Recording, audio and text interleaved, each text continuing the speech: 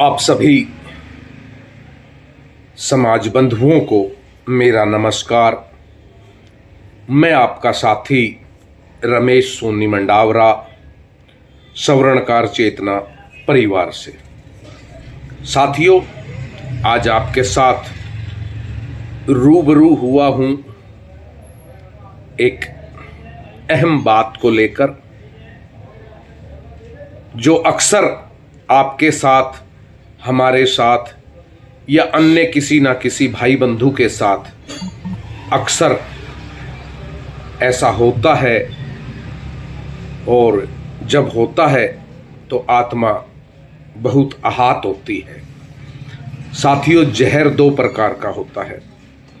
एक वह जहर जो शरीर के अंदर जाता है, और एक वह जहर जो कानों के अंदर जाता है। शरीर के अंदर जाने वाले जहर से तो आज के वैज्ञानिक युग के हमारे डॉक्टर जो हैं वो हमें कहीं ना कहीं बचा लेते हैं और बचाने में सफल हो जाते हैं। लेकिन जो जहर हमारे कानों में घुलता है या घोला जाता है, उसका कोई इलाज नहीं है, उसका कोई समाधान नहीं है। वैज्ञानिक युग के डॉक्टर भी उस जहर के आगे फेल हैं। वह जहर बसे बसाए घरों को तबाह कर देता है। वह जहर एकता और संयुक्ता को तोड़ देता है। आज उसी जहर पर मैं आपसे कुछ कहना चाहता हूँ और उस जहर के विषय में बताना चाहता हूँ कि वह जहर कहाँ से आता है, कैसे आता है। तो एक बार एक राजा जो था वो अपने शहर में घूमने निकला, तो एक बाजार में एक व्यक्ति जो था वह गुलाम बेच रहा था, यानी कि काम करने वाले मजदूर बेच रहा था गुलाम, और गुलाम की कीमत थी 500 रुपये। राजा ने सोचा, उस व्यक्ति ने सोचा कि 500 रुपये में तो बहुत सस्ता है गुलाम, ले लेते हैं।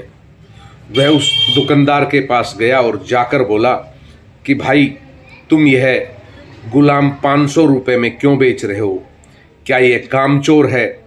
तो दुकानदार ने कहा, नहीं महाराज, यह कामचोर नहीं है, पूरा वफादार है, वफादारी से अपना काम करता है, बस इसमें एक कमी है। राजा ने पूछा कि वह क्या कमी है? तो दुकानदार ने बताया कि इसमें चुगलियां करने की कमी है। एक दूसरे की चुगलियां करता है और चुगल चट्टा है, यही एक कमी है। राजा ने सोचा, मैं और मेरी रानी दो ही तो हैं, और कौन है? किसकी चुगली किससे करेगा? सस्ते में मिल रहा है, ले लेते हैं। उसने 500 रुपये देकर वह गुलाम ले लिया और लेकर अपने साथ चले गए। कुछ दिन तक तो वह गुलाम ठीक ठाक काम करता रहा, लेकिन एक दिन उसने आव देखा ना ताव देखा ना, और वह राजा की पत्नी यानी कि रानी के पास पहुंच गया और बोला, रानी साहिबा, क्या आपको पता है कि बाहर महाराज का कहीं और चक्कर चल रहा है किसी अन्य महिला से? यह सुनकर रानी दुखी हो गई और वह रोने लगी। तो उस गुलाम ने कहा कि रानी साहिबा, आप रोइए मत, मेरे पास इसका एक इलाज है। मैं एक ऐसे व्यक्ति को जानता हूं जो महाराज की यह आदत छुड़वा देगा। रानी ने कहा, क्या सच में ऐसा हो सकता है? गुलाम ने कहा, हाँ, ऐसा हो सकता है। तो रानी ने कहा, तुम उससे बात करो और ऐसा करवाओ। तो उस गुलाम ने कहा, रानी साहिबा, ऐसा हो तो जाएगा, लेकिन इसके लिए आपको महाराज की दाढ़ी में से कुछ बाल काट कर लाने होंगे।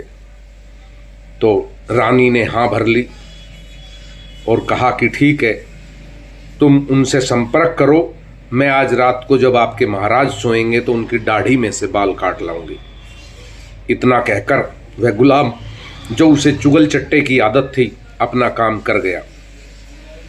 उधर मौका देखकर वह राजा के पास गया और राजा से कहा गुलाम ने कि महाराज, आपको पता है कि रानी साहिबा का बाहर दरबार में किसी के साथ चक्कर चल रहा है।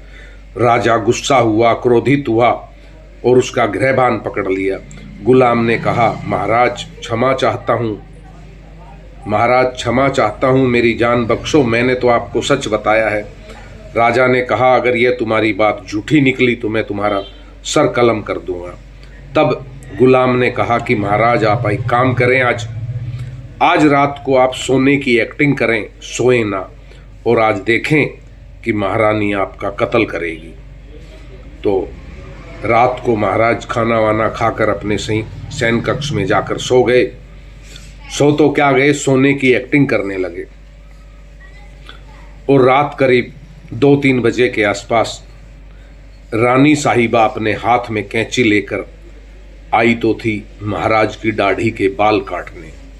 लेकिन जैसे ही वो महाराज के पास पहुंची, जो महाराज सोने की एक्टिंग कर रहे थे वो हल्की आंखें खोलकर सब कुछ देख रहे थे। जैसे ही रानी के हाथ में उन्हें कैंची दिखाई दी, वो घबरा गए और उन्होंने सोचा कि गुलाम की बात बिल्कुल सही है, और उन्होंने रानी के हाथ से वह कैंची छीन ली और कैंची छीनकर रानी की गर्दन में वह कैंची घोंप दी, जिससे रानी मौके पर मर गई।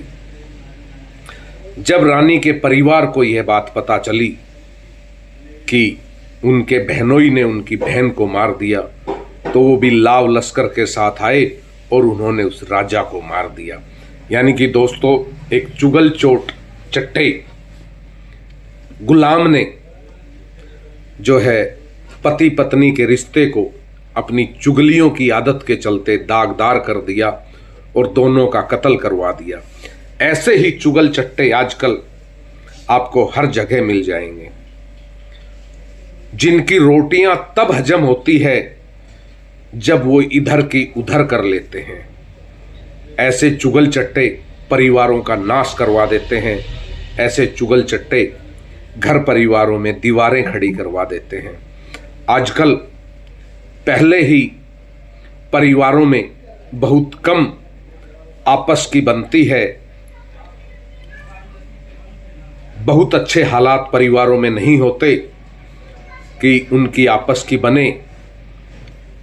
दूर की दुआ सलाम या राम राम रहती है, समय समय पर कहीं आना जाना हो तो ही होता है, अन्यथा समय का अभाव है हर इंसान के पास। लेकिन ऐसे में भी कुछ चुगल चट्टे हैं जो भाई की भाई के आगे, बेटे की बाप के आगे, बाप की बेटे के आगे, भतीजे की चाचा के आगे, चाचा की भतीजे के आगे, इस तरह चुगल चटियां करके बसे बसाए घरों को बर्बाद करने का कार्य करते हैं अपने स्वार्थों के चलते। तो मैं यही कहूंगा साथियों, ऐसे चुगल चट्टों से सावधान रहें जो दिमक की तरह अपने घरों को खा रहे हैं, आपके घरों को खा रहे हैं। और मैं तो उन लोगों से भी कहूंगा जो ऐसे चुगल चट्टों के बहकाव में आ जाते हैं, वो ऐसे चुगल चट्टों को से सावधान रहें, क्योंकि ये कभी किसी के नहीं हुए। आप कहां जा रहे हैं, क्या कर रहे हैं, ये आपकी मर्जी है। आप किसी के गुलाम नहीं हैं, आप किसी के अधीन नहीं हैं। लेकिन ऐसे चुगल चट्टे घरों को बर्बाद कर देते हैं। तो ये जो दूसरे प्रकार का जहर है, पहले प्रकार का जहर जो शरीर के अंदर जाता है, उसका तो डॉक्टरों के पास इस युग में इलाज है।